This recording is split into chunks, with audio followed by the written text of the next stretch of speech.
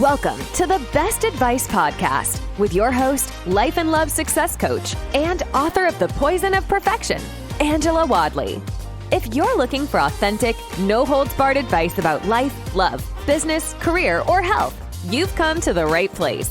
You'll hear from fascinating guests as they quickly reveal their powerful advice to inspire you to create and live your best life.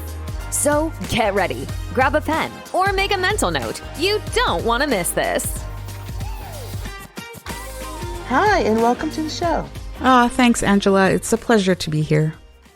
When it comes to business, career, love, health, or life in general, if you have ever struggled with a decision, had to figure your way out through something, or just learned a valuable lesson, what is the best advice that you can share?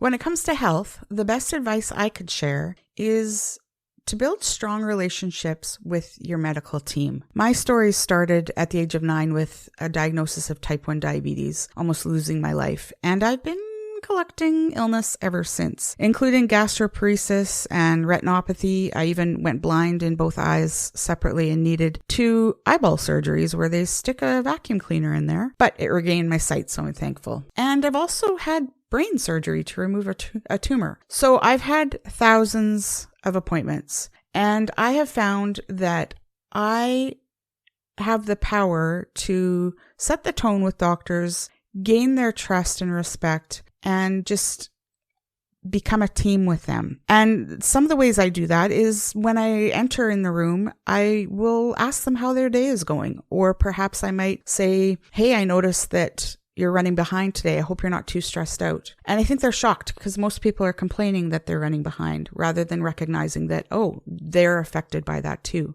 And it helps humanize you in their eyes, and also they realize you're humanizing them and not just seeing them as someone in a white coat. Another tip I would give is to come prepared. I bring a list of my symptoms and my questions and the current medication that I'm on. They're going to ask you for those things anyway, so if you can come prepared and be efficient, it gains respect, again, and it saves time so that you can get to the heart of the matter, have more discussion time about the actual problem that you're there for. And trust me, this goes a long way. They love it when I hand them my document with all of my medications and medical team other than them. And they even keep it sometimes and make their notes later. I also think that a simple thank you goes a long way. And so I try, no matter how dark appointment has gotten with bad news or whatever, that on my way out, I say thank you. And I also will drop off a thank you card when they've gone above and beyond, or taken extra time with me, or ordered tests that they wouldn't normally, but they're being extra thorough, and I really appreciate that. Also drop off a thank you card to the reception staff if they too have gone the extra mile. It makes a difference. You go from being a patient to a person, not just a number, but an actual person. And they, as humans, will naturally then give you the best care that they can. And I'm so passionate about this. I wrote a book coming out in April called Help the Doctor Help You, 30 Secrets and Tips for Self-Advocacy to Get the Best at Your Appointments, because I just really think that we can be empowered to make a difference at those appointments. And so I believe you can be too, and I hope this is helpful. I hope you don't need a lot of appointments, but if you find yourself sitting in that waiting room and beside the doctor in their office, perhaps maybe this will encourage you that you can be empowered when it comes to your health. Okay, so if you were a character in a TV show or movie, which character would you be and why? Well, I would be Fat Amy from Pitch Perfect because I love music.